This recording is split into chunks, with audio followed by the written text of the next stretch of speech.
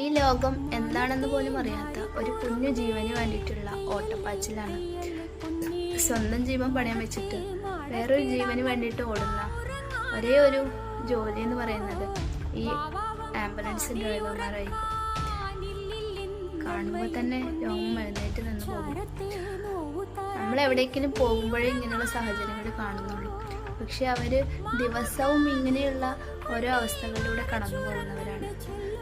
ഇത്രയും അൺസഹിക്കബിളായിട്ടുള്ള ഓരോ അവസ്ഥകളും അവരുടെ മുമ്പിൽ കടന്നു പോയിട്ടുണ്ടാകും.